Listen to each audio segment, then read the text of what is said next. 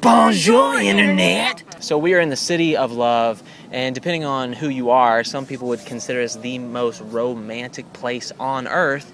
So we decided to finally make a video telling the story of us. Of our love. Our love, our hearts, connected as one. In Paris. In Paris. Why did you break it in half? No, as one. It was just a one. No, you broke my heart.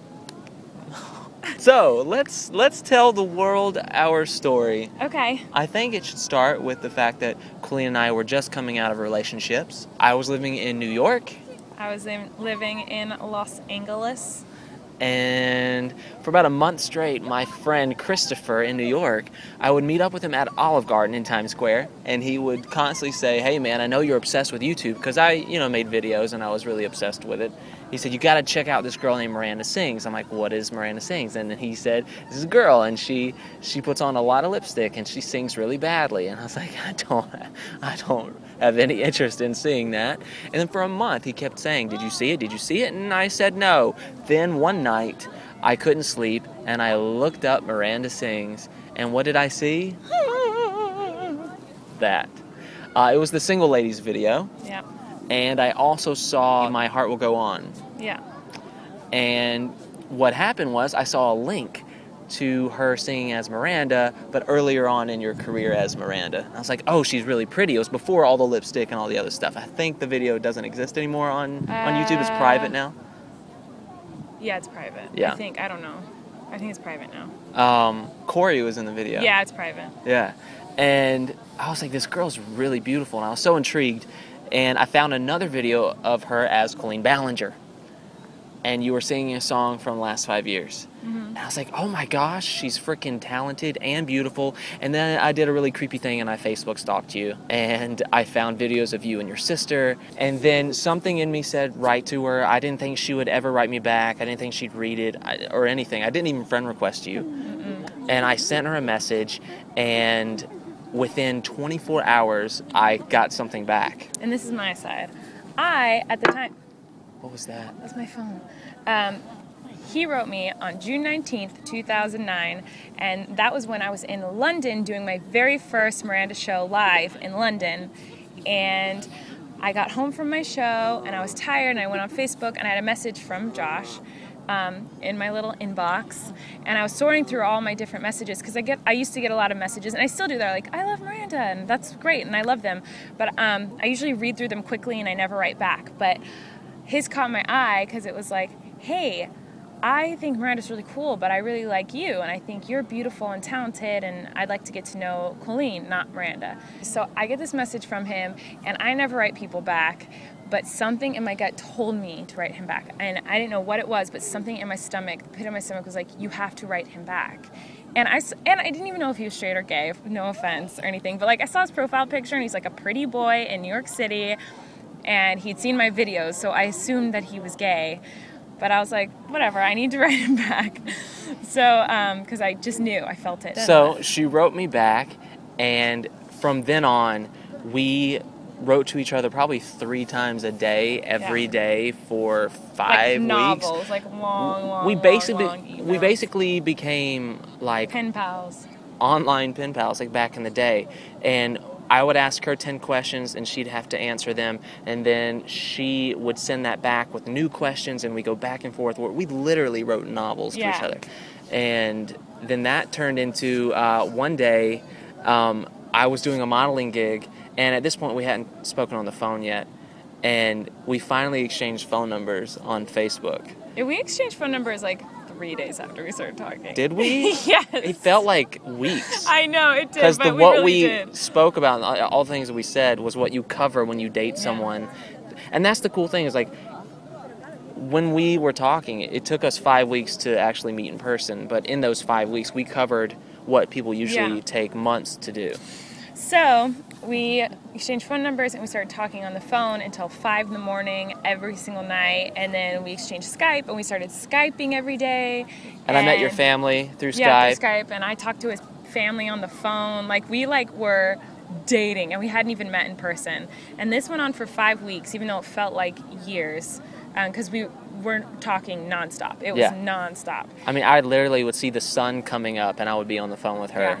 And she'd be on the way to Disney because she worked at Disney in High School Musical and Playhouse Disney.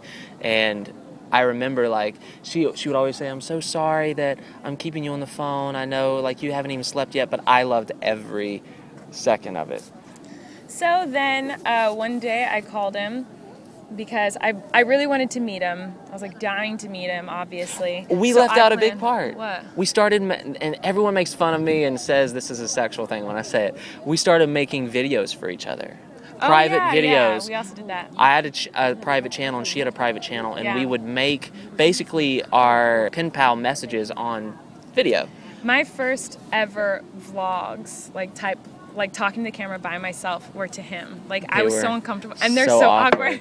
They're so awkward because I was so uncomfortable. I'd never done it before, and I'd always made fun of that. And so I was like, oh my god, I have to talk to the camera, but I'll do it for Josh because I really like this kid. And every single video, I was like, she is so kind of timid and quiet and shy. And I was like, big surprise. Like, I like this girl. Like, I feel like this could work. And then and it doesn't work, and that's the end of our story. I really wanted to see him, so I called up some people that I knew in New York who had theaters, and I said, hey, I want to plan a Miranda show, planned a Miranda gig, and called Josh, and I was like, I'm coming to New York. I'm coming for a Miranda show, and I'm going to see you, and I'm going to meet you. So Josh decided he was going to meet me at the airport. So I went and stayed at my friend's place in the kind of Times Square area because it was closer to the airport compared to where I was living at the time. And I remember I stayed up all night. I did not go to sleep. The wind is blowing. We're really afraid that the camera's going to fall. So I stayed up all night, and I went to JFK. It was JFK. Yeah, JFK. I went to JFK Airport. It was like 5-something in the morning, and there were all these like pillars in the middle of this kind of waiting area, and I was there early, so I went and stood by each pillar and tried to figure out like the cool way to lean up, because she was going to make her way around the corner. I was like, this is the first time she's going to see me in person. I need to look cool or something. I need to be attractive, and I was so nervous, and I went to the bathroom like 20 times to check if I had boogers or something, and then finally she came around the corner. This was, by the way, this is July 26th, 2009. So it's 5 weeks after he wrote me the first time. So we'd only been talking for 5 weeks, even though it felt like we'd been talking for years. Shut up! This is the longest story ever. It is so long. So we met in prison. I was so nervous. I was shaking like that. Like, she went to hug like me, literally went to hug me, and her both hands were like this. This man's gonna kill me with a chainsaw! I was really nervous.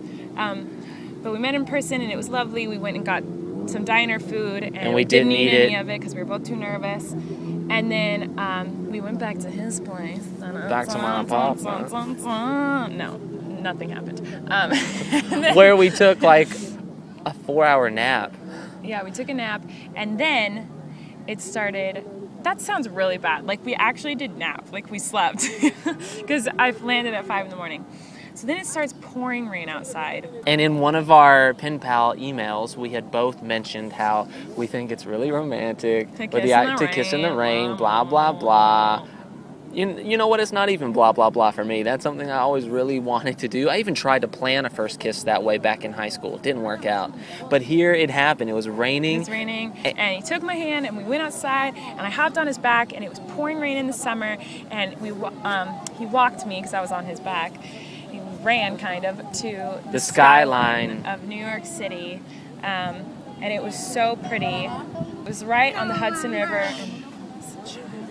So we were right on the Hudson River overlooking all of New York City, and we kissed in the rain. That's not, no. Well, yeah. Yes, that's true. Yeah, well, we were kissing in the rain, and when we stopped, we broke the kiss. She broke the kiss, not me. We broke the kiss, and mascara was all down her face because it was pouring. We looked like wet rats, and then she looked at me, and this is the first day we ever met in person, and she looked at me, she went, Josh, it literally stuttering, literally like a movie. For me, it was like a movie. It really was.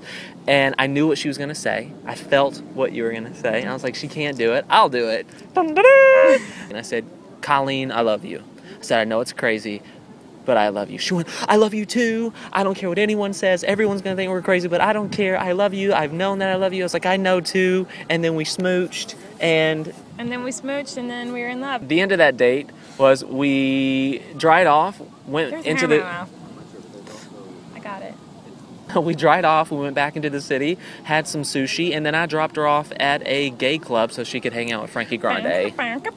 And I gave her my umbrella and had to walk back to my apartment alone in the rain.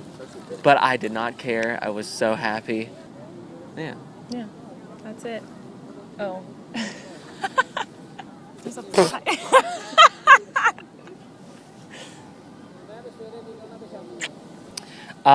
And everyone out there keeps saying, when are you going to propose? You're going to do it in Paris. Everyone thinks it's happening Guys, right now. you think you ask, like I'm going to tell you in the comments, you will eventually see it. I will film it, but I'm not going to just tell everyone because that just ruins it. It ruins it.